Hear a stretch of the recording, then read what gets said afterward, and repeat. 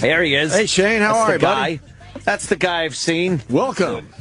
Nice. I've seen you in some very weird places. Holy shit, yeah. It's fucking great.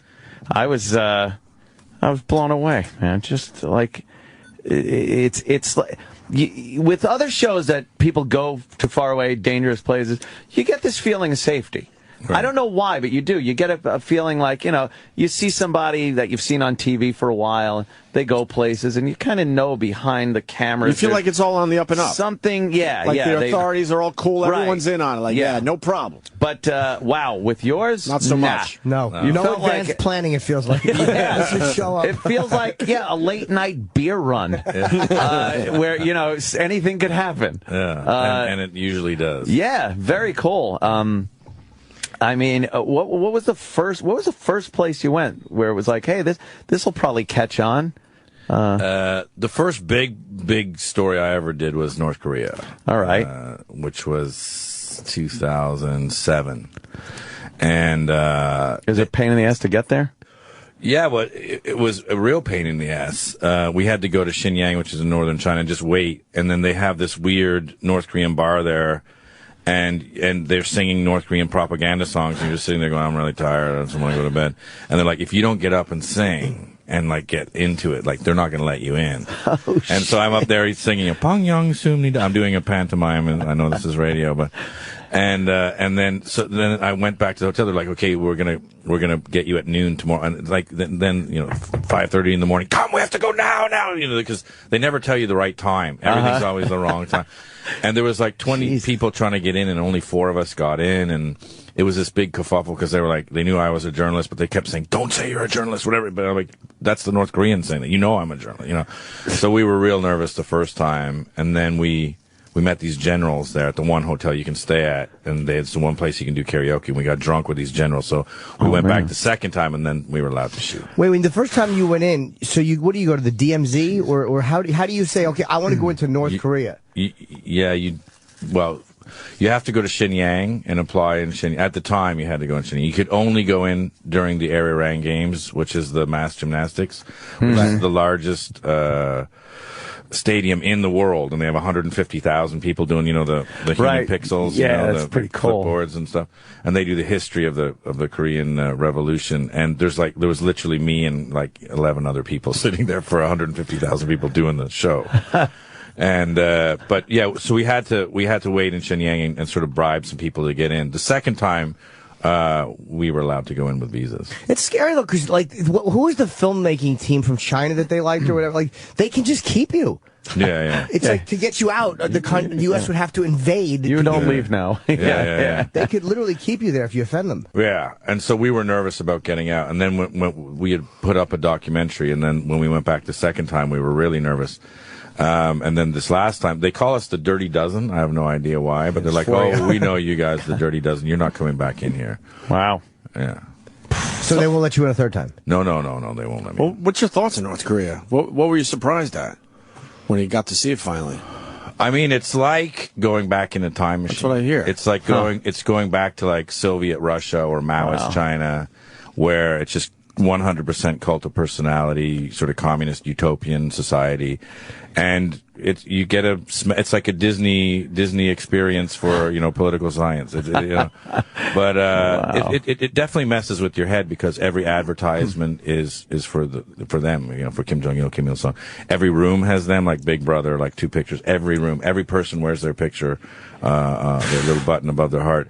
And when people are like, "Oh, are the tears real?" Of course they're fucking real. Like, I don't know if I'm allowed to. Yeah. Of course they're fucking real because they've been told. It's like Jesus and Lincoln and I don't know, God died. Like that's what they've been told since they were kids. Why wouldn't they? So they totally buy into it. And there's no media, right? So they're just like, they are God, and North Korea is amazing, and everywhere else is shit. You answered my question probably. They seem happy.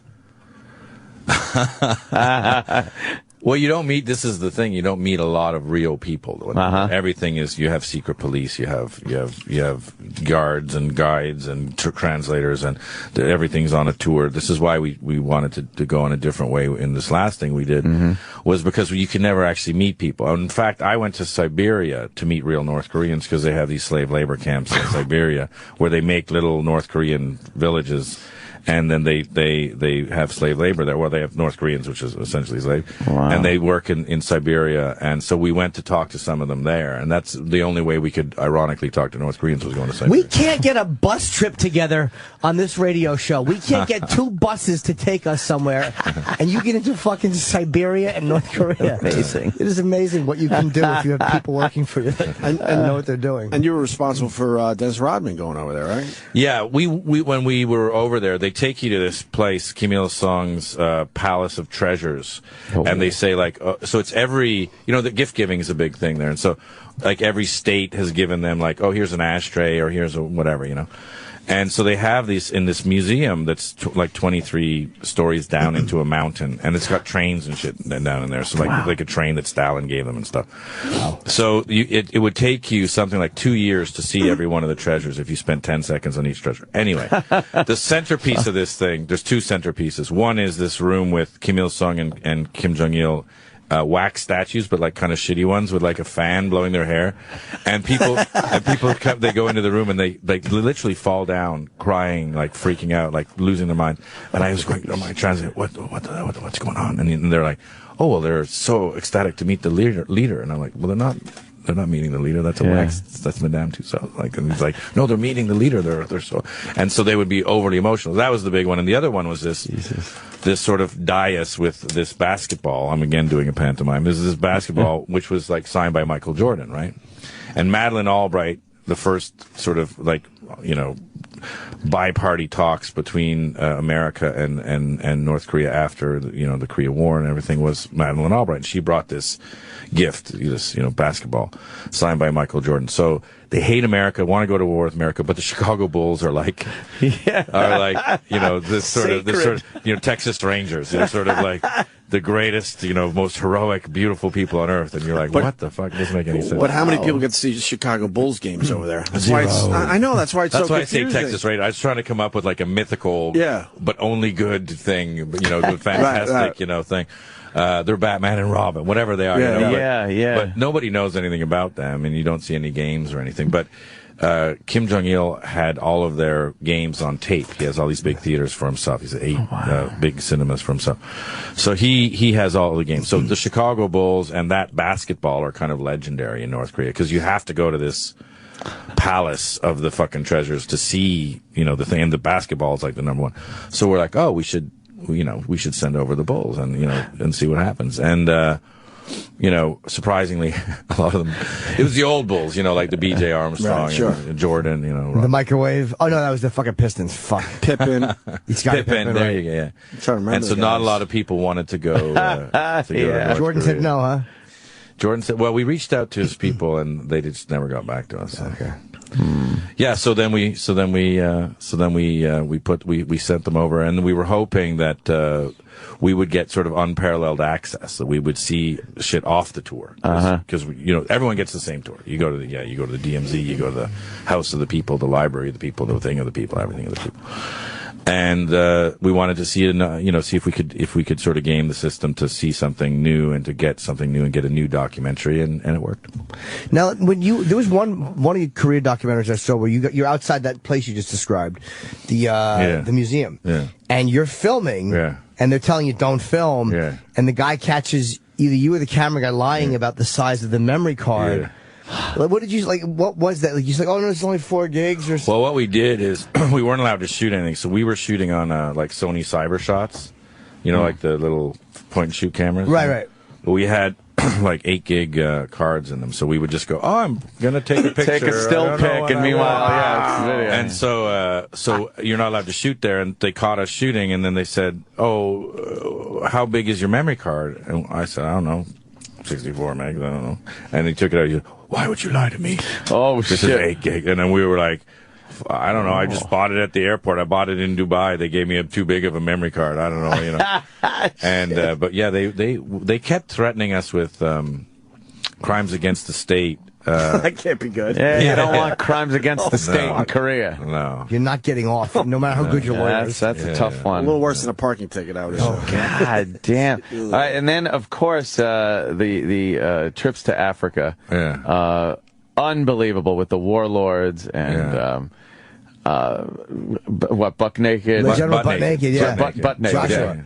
Yeah. Butt naked. How do you even begin to try to find these people and how to get access to them? I mean, it seems impossible. Well, it started out as a magazine article in our magazine, Vice magazine, and it was General Butt Naked and the Two-Pack Army, because they had stolen a container ship, and in one of the containers were all these Tupac Shakur T-shirts, and so they used it as a uniform for an army. And so for us that's a perfect story, because it's culturally weird and everything. And then we're like, well, who were they fighting again? Oh, they were fighting these dudes who fought naked because they thought bullets couldn't kill them. You know, we're like, wait a minute, what, they fucking fought naked? And so, yeah, they had this General Butt Naked, and we were like, oh, well, we liked him. Actually, we met a bunch of generals, and they all have these crazy names. Like, there's General Mosquito, and they're all afraid of him because mosquitoes bring malaria, right? So there's General Mosquito, and then the general who fought him was General Mosquito Spray. No, you're shitting me. They really had a General Mosquito Spray. And there was General Rambo, who we met. He was awesome. And then there was General Bin Laden, and there was two actual General Bin Ladens, but they take on these names. And General Butt Naked's thing, and when you first meet him, you're kind of like, you're sort of like, oh, this guy did like the worst things. Oh, horrid atrocities. And he'll tell you about them. He's like, yeah, before we would fight, we would get an innocent child, open up the kid's back with a machete, take out the heart, and while the heart's still sort of thumping, we'd eat it, and then we'd take off our clothes and go into battle, and where we couldn't be killed. And you're like, what happens when the first guy gets shot? Yeah. Yeah. You know.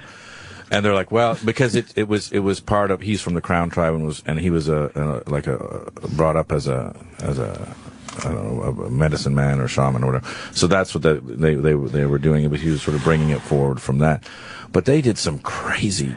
But the other thing that I got a lot of shit for, and the UN got mad at me, everyone got mad at me, is everyone was talking about cannibalism, like everybody I talked to, everybody's like, yeah, it was either ritual cannibalism or we were starving, so we were eating, we were people who, would cut up people when we'd eat them, and, Butt Naked tells a story about, like, he's on the bus, and, like, they went to get a stick of meat, and, he ate it, and he goes, oh, that's human, he knew, and he, by the way, he knew it was human, because it's got he ate a lot of it. That's familiar taste. And so I'm like, okay, so I put it in my piece, and I'm like, well, you shouldn't be talking about cannibalism. You're like, they're eating the fuck out of people. Why wouldn't you? Why the fuck wouldn't I fucking talk about cannibalism? What was the problem with you talking about it?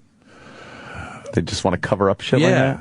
People they're like, oh, we're trying to, we're trying to get tourism train boost tourism, right? And you're like, well, rampant cannibalism. Like, there was some stat where it was like 60% of the population or something. Wow. It's not an isolated case. What do you think is the biggest problem there? Why it's so ravaged with poverty, disease, warlords? That's the really interesting thing about it is, we went there because of this Tupac and Butt Naked and all the different warlords.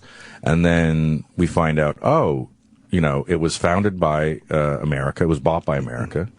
Liberia, freed slaves. And Monrovia is named after President Monroe, and the Constitution was written here. And what's interesting is the freed slaves went back to Africa and then promptly enslaved the locals based on the system they had learned here in America. Hey, that's a great idea. And so all the rulers have like names like Charles Taylor or Johns Hopkins or whatever it is, until Samuel K. Doe came to power, who was the first native Liberian, and then that started the Civil War, the first of three that just killed like the country. But it's completely corrupt. America was funding one or other of the sides. It was a civil war for like 20 years, and in a civil war, like everyone's just you kill my dad, I'm going to kill your brother, and everybody's killing everybody. It didn't work out well for President Doe, did it? No, it didn't. Oh, no, wow. He got eaten in the presidency. Oh, he got Yeah, he got eaten. I saw the video where they cut his ear off. Yeah, they eat him, yeah. And actually, the guy who cuts his ear off in that video, Prince Johnson, is a senator right now. Oh, really? Yeah. This is the president of the country. He's crying. He's like, "Okay, Prince, I'll talk." He's saying, "I'll talk. I'll talk." He was ready to talk. What do you mean you're going to talk? Right. Like, Prince they is don't drinking a care. beer. Done. Yeah. I don't care what you say. Prince was drinking a bud. Yeah. And in an army outfit, it just looked like, wow, this is not a guy up for a negotiation. It's horrifying. It's one of those fucking Reservoir Dogs scene. I don't care what you know or don't know. I'm going to torture you. Yeah. Anyway, that doesn't matter. Yeah. What kind of vibe did, or as a person, like you pick up people's energy? Did Butt Naked have? Because you said something very interesting towards the end of the piece about how you were feeling about him. Yeah, I mean, so Liberia's, where we were going in Liberia is, we're sort of very dangerous places, and I think you see it in some of the places. Like it's very poor, like it's incredibly poor, and. I have a soft spot for kids. So like kids come up and you're like, and if you change like $10, they give you like a suitcase full of money. So, you're giving them like, little 5-cent notes and stuff. And then the sad thing happens is like, the bigger kids come and take the money from the little kids, and then the teenagers come and take, and then the guys with the guns show up, and you're like, oh fuck, I just wanted to give the kids money or anything. Like I bought them Cokes one day when not Cokes, whatever, some sort of soda in a plastic bag, and then the same thing happened. Like the bigger fish come. It's a little microcosm of the whole country. Everywhere you go, you're just immediately surrounded, and people are like yelling at you and wow, money. Does it feel menacing? Totally menacing. Oh, yeah. Dumb question, wasn't it? Yeah, totally menacing. And we have been in West Point, and we is one of the worst slums in West Africa, and they're just like, what the fuck are you doing here? We don't want you, you fucking asshole, And what prevents them from just ripping your head off and taking everything? Nothing. And that's what we finally realized. So I gotta say, shit. But when we were with Butt Naked, people knew who he was. They know he's still got his guys. Like I'll get back to that, but later. But anyway. All of a sudden we were shit scared all the time. And then you're with him, you're like, I'm not so fucking scared. And he's like, hey, we'll dress up for church. You dress up in the white suit. And everybody's like hugging you. And all of a sudden it's like, you went from being shit scared all the time to feeling like, oh, yeah. And he's preaching, and he's a great preacher. And, you go, and all of a sudden you're going, this guy, he's not so bad. He's not so bad. And then as he was preaching one day, and I was like getting into it, and people were singing, and I'm having a good time. I'm like, this guy used to kill and eat people. This guy to kill, and he admitted 20,000 people. It's not like 4 people, right. And you're like, holy fuck, I have Stockholm syndrome. Like I'm a fucking, this is weird, because he's a charming guy. He's a leader of men, so he's obviously he can speak well. He's a charming guy. Now he's an evangelist preacher. And the big question is he doing that to get out of war crimes, or is he doing that because he believes in it? I don't know. I don't know the answer, but I find it weird anyway. Like, oh fuck, I killed and ate 20,000 people. I'm Ted Bundy. Yeah, but now I'm fucking a bishop. Because in the born again church, and then it's fine. You don't have to go. How did you sleep?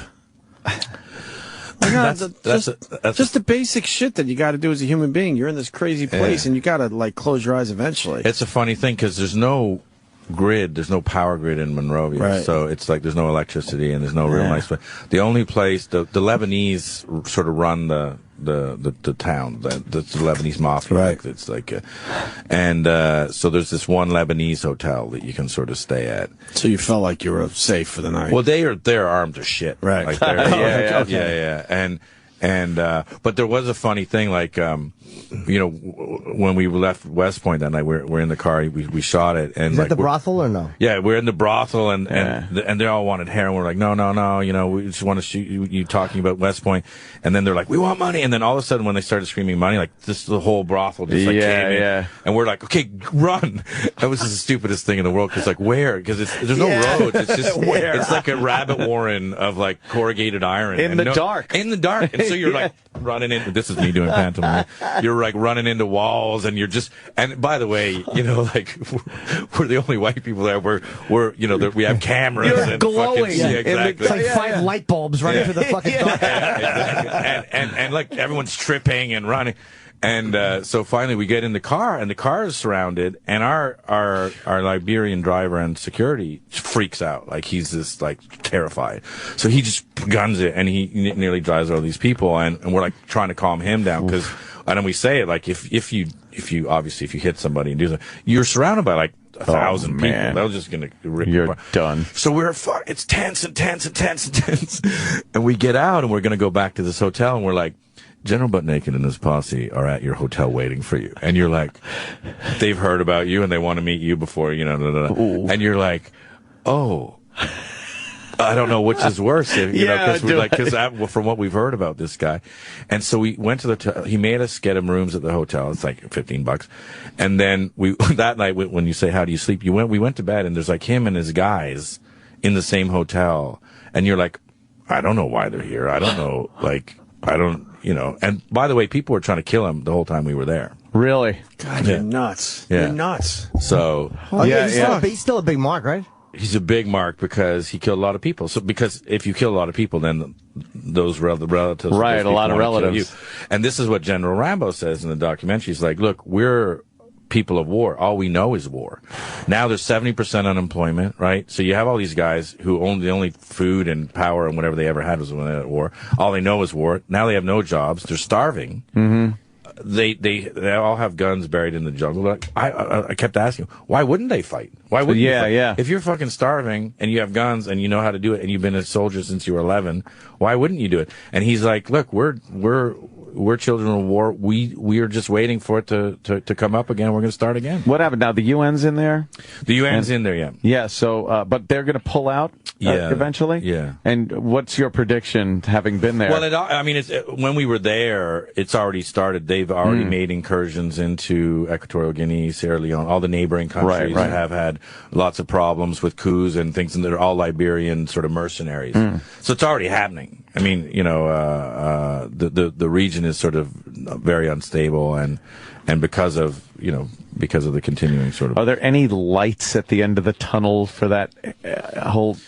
Well, the problem area? with most of these countries, and the only country more fucked up than Liberia is Congo, and the reason why is that they have mineral wealth, right? And so there's some stat, if you have oil or mineral wealth, that chances of a civil war are 2 in 3, whereas if you don't, it's 1 in 50. So what's happening there is Congo, which supplies the majority of coltan, which is like for phones.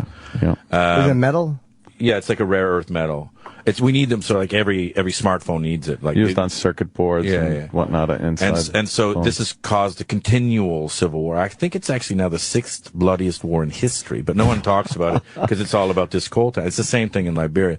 So what's happening? I mean, what has to happen? We just did a piece on the oil in Nigeria. Holy Jesus! And the pirates, the oil pirates. Have you seen this shit? They hack into they either steal barges or they hack into the pipeline, and then they have these refineries that they do, like they look like moonshine stills, but they're like oil, and they like 5 billion barrels, and they're siphoning it off and selling it all over West Africa, like because they turn it into gasoline and shit. It's crazy. Anyway, the thing is unless they get a hold on their sort of natural resources and sort of share the wealth and sort of with the people, because generally 8 people take all the money and then everybody else is fucked. Yeah. Then I don't see that it's going to get any better, because there's the 8 people get it, and then 8 other guys say, you know what, we want their money, and then they get their army together. Because I've heard plenty of stories of how all the resources, they get raped by the West and everything. But I mean, there are plenty of places that have resources and have figured out how to make it profitable for the country and build a viable society. Well, Africa's. Have you heard of Executive Solutions? No, it was Margaret Thatcher's son. So he was a guy who had this company, and he was the ex prime minister, first woman prime minister of England's son, and their thing was they would go in with South African mercenary. If you needed to go in anywhere and you needed resource wealth, they would go in, organize the coup, put in the puppet. There you have. They got caught actually in Zimbabwe by Mugabe, because he's like, no, we're not going to let this happen anymore. I'm no fan of Mugabe, but you got to say, I mean, having these dudes just drop in, kill everybody, and say, it's like Dogs of War. That's what they were doing. Yeah. And that was a great movie. And based on these kinds of companies. Oh yeah. And so look, there's a long tradition, a long history of sort of destabilizing and then going in and taking the stuff. I mean, if you look at Nigeria, Nigeria is unbelievably wealthy country. But I know. They keep trying to send me $10 million. But I just got to send them some money to get it. Yeah. But I'm waiting if you for look it. at the oil, like completely corrupt, like so corrupt. I mean, everyone's stealing it, and like the thing is too. But I was like, stealing oil.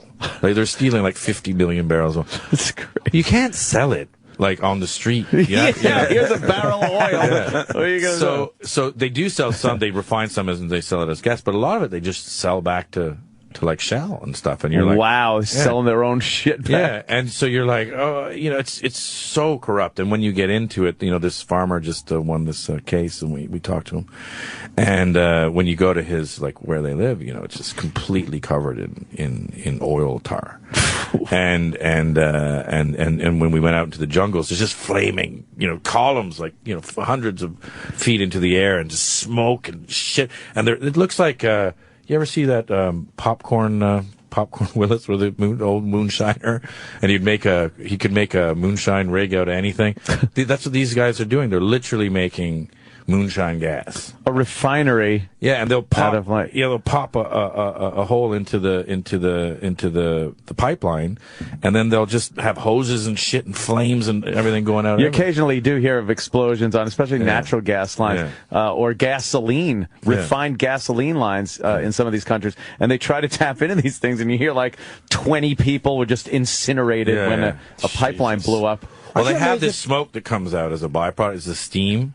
And they're like, at any given second, the whole steam can catch on fire. Wow. And you're engulfed in the steam, so you're like, I'm going to get the hell out of the steam. You could just be in the air is on fire, pretty much. The air is on fire. Wow. You see these places, but aren't you amazed that people actually, this is their life day in and day out? Like, you guys go for however long you go and see this hell, but that's somebody's fucking existence. Shit Beach was unbelievably disgusting. And it doesn't even come across because... you see the shit on the beach, but there's a whole thing that looks like a mountain of garbage. That's all shit. Oh my God. That's all shit. I don't know what Shit Beach is. Explain what you saw there on Shit Lake Beach. Liberia. So in Monrovia, the toughest part of town, the worst part of town is called West Point. And West Point, actually, anywhere else would be like Miami Beach. It's on a nice, beautiful beach. Right. And so it's a really hardcore slum, and they don't have a toilet facility, so everyone just goes and shits on the beach.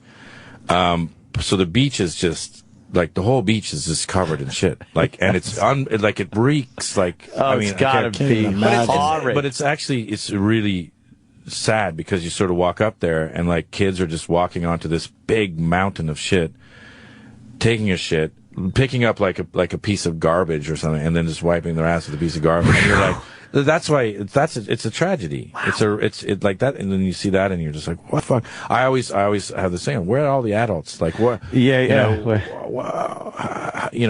All this aid going to Africa, all this stuff, all these things we're doing, and you're like, we have Shit Beach. It's like that's just being all that. I guess a lot of that aid is just being intercepted by warlords and whatnot. Those 8 people that get all the money. And, exactly. Wow, it just doesn't seem to be a solution. It's amazing. Yeah. It definitely, you come back, and to answer your question, I've had a lot of kicks at the can in life. I've had a lot of second chances. Thank you. And you go to somewhere like Liberia, and you realize, they don't get a kick at the can. There is no kick at the can. Maybe I'm going to do a TV show. They don't. No, that's not part of the option. And when you go to Afghanistan or a lot of these countries, there's no kick at the can. And then you realize, wow, I was saying this the other day. I was saying America is problematic, but still you can come here and make your own shit happen. You can do your own shit. You can make something. You can work hard and get ahead in life and all that stuff. And in a lot of these countries, it's like you don't get a kick at the can. So you said it earlier about the kids. That would drive me nuts. Seeing kids that have that's my particular. There's no fucking hope whatsoever. So what's the best these kids could hope for in their lives? That's it, right? Just to get to survival. Yeah. And that's the heartbreaker. That's my Achilles heel is kids, because you see the kids and you're just like, fuck. With no hope whatsoever for anything. Just survival, substance. And that's when you start, with money, $5 is a 5 kilo bag of rice, and so instead of giving Cokes and shit away. I was trying to buy rice and, give rice to the kids and give rice to them. But then it's just the big eat fish, eat the little fish and stuff. And you're just like, every time you go to these places, and it's just tiny little amounts of money, and the kids are so, like, the funny thing about it too is I have two rules. One is the more you need a toilet, then the worse the toilet will be in direct proportion. So if you're in, for example, if you really have to shit in Liberia, which you do because you have parasites, you have to go to Shit Beach because there are no toilets. So right? did you shit on Shit Beach? No. I couldn't bring myself. I can't describe to you what Shit Beach is. It's literally a mountain of shit that's rotting in the sun. So it's worse. Oh, yeah. And by the way, you're terrified of malaria and everything else. Yeah. Sure. Yeah. And by the way, you're terrified of other things, which it turns out not to be paranoia, because I came back from there with like helmet-headed parasites living in my bowels and all. That's what I was going to ask you about next. Like, 'cause at one point, what were you walking through that swampy shit with no shoes on? Well, that's the thing. You go over there and they're like, don't do this. Don't go to any still water areas. Don't do this. Don't go anywhere. And there's like these worms that can go in, and there's things that can do, and there's obviously malaria, which is really bad, and there's this and there's that. And then Butt Naked goes, we meet him, and he's like, oh, I'm going to take you out. I'll show you. And he literally takes us to a swamp with like swamp, just African jungle swamp with like tepid, fetid, stinking, rotten water. And he's like, take off your shoes and socks and get in. No. And that's when I say, as I'm walking, I'm like, this is where all fear stems from, because you've just heard every warning in the book, and you're literally going to the place where it all comes from. Why barefoot, though? Why didn't you just keep the shoes on? Because he said take your shoes off and roll, and then afterwards he's like, you know what, you're the only person I brought here who got in the water and I didn't have to carry, so now you're my boy, and blah blah blah blah blah. Jesus, it's like some sort of rite of passage, but you're like, as you're doing it, you're like, what the fuck's in the water? There's a worm going up my ass. Because I've seen those, like the monsters inside you things, and it's like he came back from a trip, and there's literally a monster living in you. Do you have parasites? Yeah, so I had this hernia, and I had to get an operation, and then when I came back, I went to a tropical disease doctor, and he's like, oh, you're not getting an operation. You've got helmet-headed flesh-eating parasites living in your bowels that will perforate your bowels if you move the hernia onto it. So they were big fuckers. They were and stuck in there. How big? Well, they were like, big. Is that like 4 inches? 5 yeah. I keep doing pantomime. And wait, you had 4-inch thing? Yeah, with like, like kind of Holy fangies. I thought it was microscopic shit. No. And so I had to take these serious, like drugs to get rid of them. They came in one bottle, and there was 2 of them in one bottle, and they're like, don't exceed that dosage. Like, that's one full dose. And they gave me 5 bottles. And I'm like, this isn't good. Wait, you had to drink this, whatever? No, so it's a prescription bottle. Right, but only 2. But there's only 2 pills in it, and that's all you're allowed to take. Like, that's it. And they gave me 5 bottles. 5 bottles of 2 pills. Yeah, 2 pills, and you're like, shit, dude. So you couldn't have your hernia operation because you had this fucking claw-headed monster dug into your bowels. Yeah. So what happened when you move the hernia? Well, they were saying, like, when you move the hernia to like fix it, when you shove it back in, if it pushes on the bowels, the flesh eater could perforate the bowel. How many did you have in you? I had 2 big ones, and then I had another. How the fuck did they get in there? Well, that's what I don't know. I think it's Afghanistan. But do they start a lot smaller and they were growing in there? Yeah. It's got to be. And they just continue to grow. Ooh, yeah. Holy fuck, man. And did you know they were in there? No. No clue, right? No, the guy said, they're no parasites. Pains or anything like that? Well, you have lots of weird shit, but I'm used to it. But right. they say, like, they want to host, they want to live.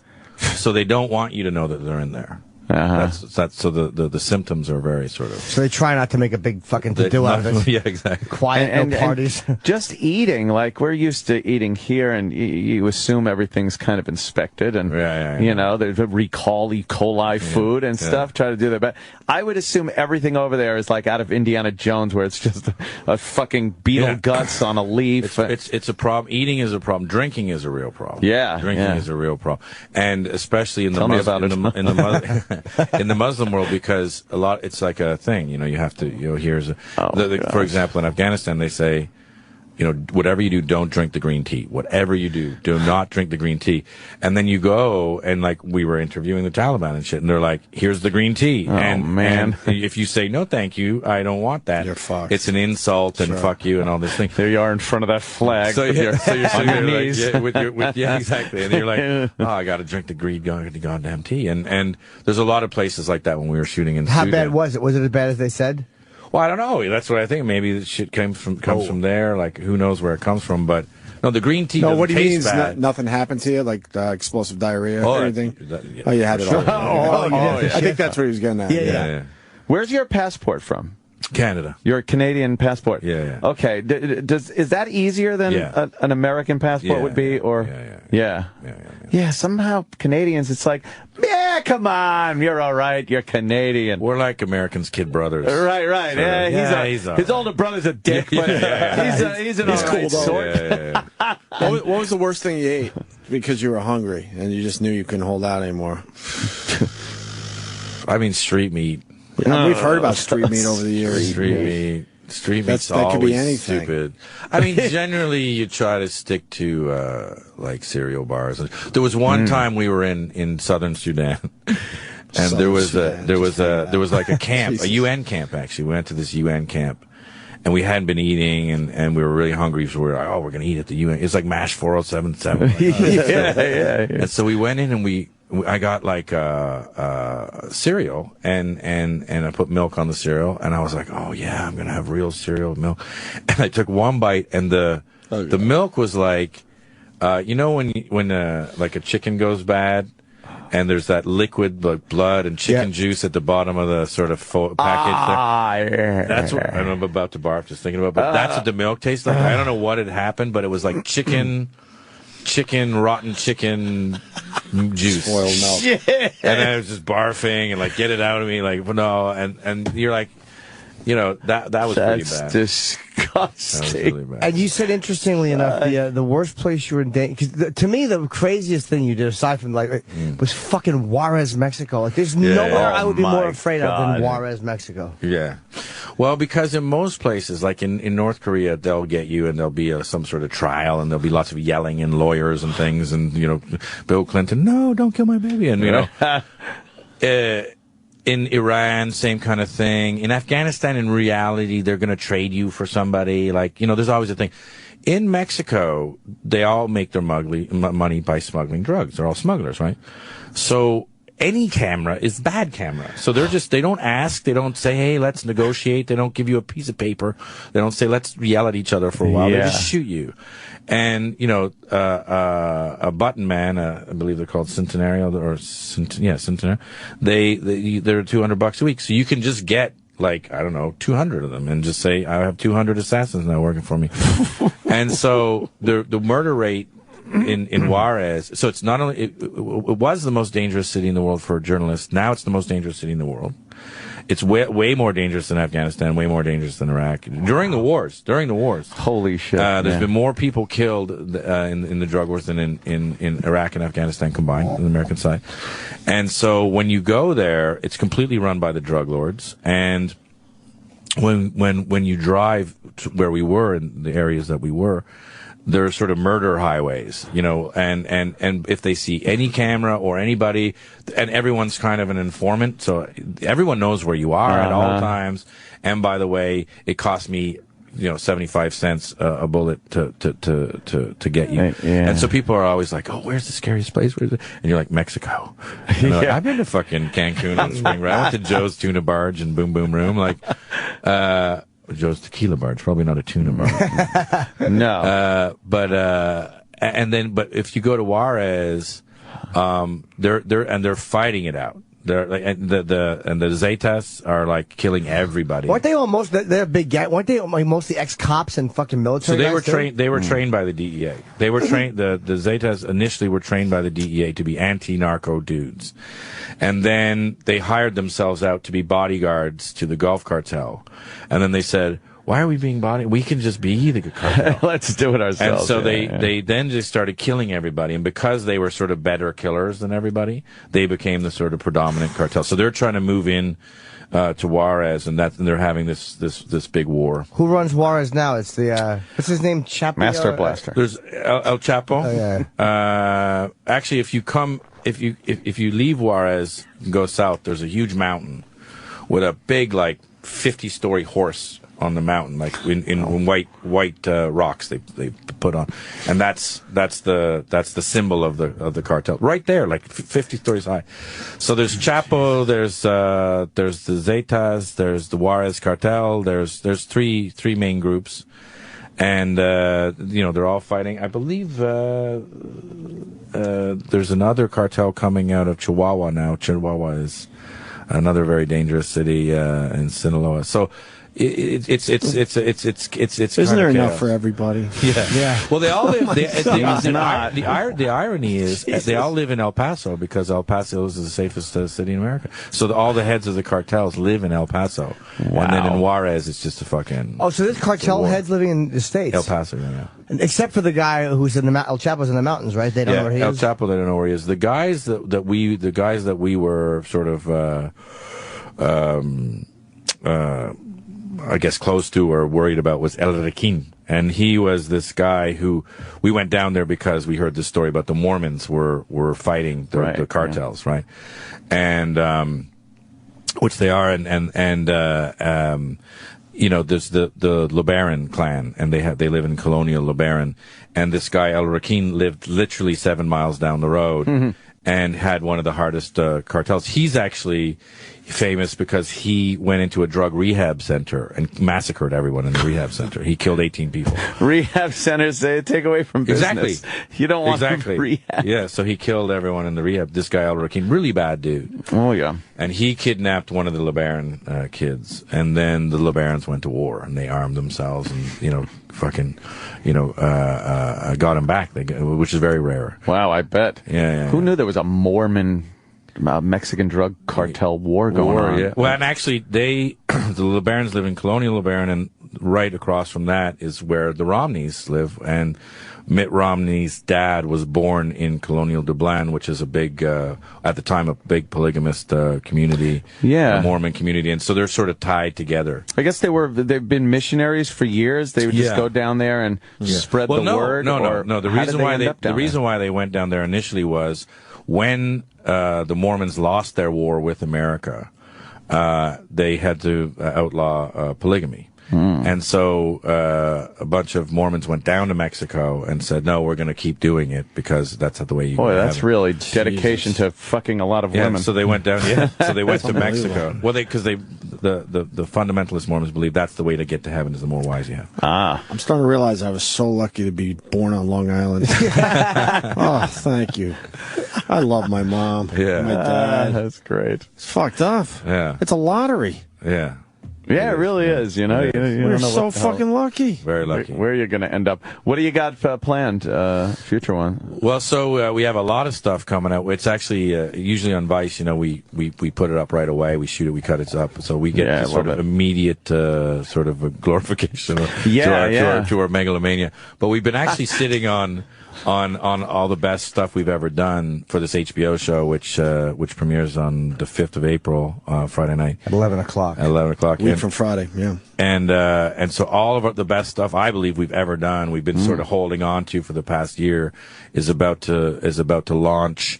And the North Korea stuff is just a small part of that. We have some crazy shit, and we hope people. I've seen some of it in the. I went to the offices, and I don't know if you're saying what the topics of the story you're covering a lot, but there was a couple of fucking really, really good ones. I only saw like 2 or 3 of the stories. It was fucking amazing. Yeah, so the child suicide bombers of the Taliban is like we have the only footage I know of in the world of these kids who were caught, some as young as 6, who were caught trying to be suicide bombers, and we have we talked to the Taliban about why they're using the children, and then we have footage of actual suicide bombings and stuff.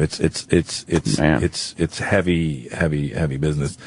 We also have in the Philippines, to speak of another sort of American influenced weirdness. We sort of set up the Constitution and the government system in the Philippines, and also their right to bear arms, and it's kind of like America on steroids, right?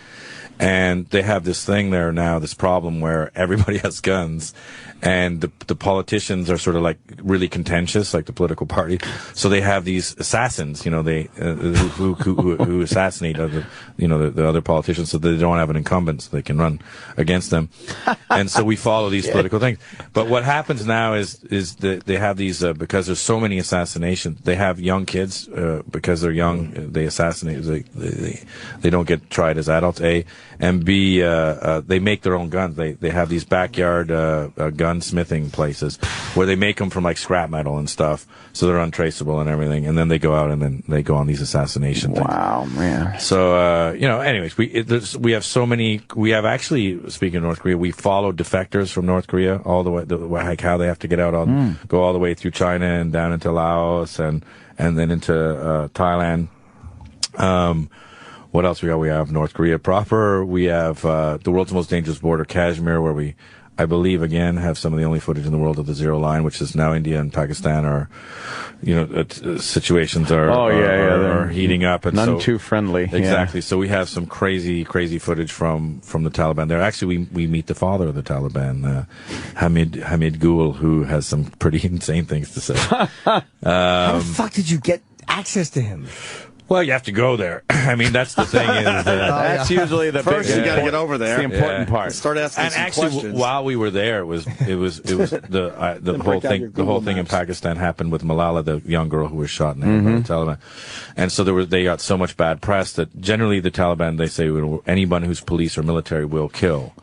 But they said now journalists, especially Western journalists, we're going to have as targets. So when we were there, we're like, oh shit, that's not good.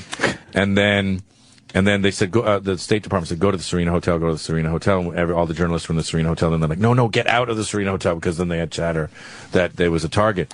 So we actually just dressed in local gear and went way up into Northwest Frontier Province into the Taliban-controlled areas and just sort of hung out and started shooting and met a bunch of people there. And then one of the guys was Hamid Gul, who set up the Taliban.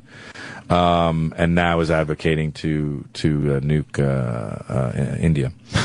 And how did you get him to agree to talk to you? Like, but he wants to talk. They want to talk. They believe that they're he's a politician. That really is an odd thing about pretty much every documentary I've watched of yours. The people want to talk. Sure. It's like they want to tell their story. You don't have to pull teeth with these. No. They love telling their stories. Yeah. Well, and that's the thing is, like, he's going on. I said, so you're the father of the Taliban and you supported the jihadists and everything. He's like, I won't do his accent, but he's like, but of course I loved Osama bin Laden. He was a very intelligent man. He was the darling of the CIA. Intelligence oozed out of his eyes. He's doing this sort of oozing and like he's gushing over Osama bin Laden. And you realize, there's a lot of people out there that think he's a great guy. and really, when you're doing the interview, you're like, oh yeah. Like, just because it's ingrained in your brain. Right. This is like a bad dude who the world's most wanted man for the longest time. This guy's talking about him like, yeah, he's like Superman. Fantastic. Do you ever like, not vehemently or violently disagree with these guys, but when you're talking to these guys, they say something so outrageous like that, do you give your point, or do you kind of just like, look, it's safer to agree with them, or do they like to have a spirited talk? I get in shit for giving my point too often, because I don't believe you can be an objective journalist. I don't think, like you were saying, I don't think you can come from Long Island and say I got a nice mom and all this stuff, and then go to Africa and be like, I'm just going to be completely objective about this now, about shit beach. I just not going to. Right. There is shit on the beach, and I'm not going to say if that's good or bad. I just don't believe you can do that as a human being. Mm-hmm. So I am subjective. We call it immersionism, where we immerse ourselves in the story. We just press record and let the story tell itself. Right. Yeah. And so, yes, I am a little bit too vocal, and sometimes it's not good. I do get into it. I got into it a little bit with the Taliban, and that's not smart. No. But not even through email is that smart. Yeah. But sometimes you obviously do have to curtail you can't say in North Korea, hey, you guys are bull goose loony, you're fucking and like, because otherwise it's talk about their leader and well, it's a fascinating site, man, and I really love it. Vice's documentaries are amazing, and the HBO footage I saw. was tremendous. Yeah, the child suicide bombers was fucking chilling. When they go through a lot of the explanations of how they get them to do it and what they tell them, and it was really upsetting. Fascinating stuff, and it's done in a way that isn't this polished kind of let's kind of script something look at these places and what's going on. It's very gritty, raw, and honest. I really enjoyed them. Every Vice segment ends with we knew it was time to get the fuck out of there. That's how everyone. It's a hurry camera and people running for their lives to a fucking car with the steering wheel on the right. Fucking horrifying. Fucking great, man. April 5th at 11 o'clock on HBO. What I've seen was tremendous, and it's Shane Smith 30 on Twitter. But I could listen to you all day, man. Thanks, guys. I'm a big fan. Love Opie and Anthony. That's great. A big fan. Very cool, man. That was a great hour of radio, man. Holy fuck. Amazing. Yeah, love it. Come back and see us, all right? We're done for the day? Yeah, Shane Smith 30 on Twitter. Yep. Yes. I have one plug. Oh, Jimmy, what do you got? Where Memorial you Day weekend, I'm at the Stress Factory. Tickets are on sale now. I forgot to mention it. 732-545. Ha ha.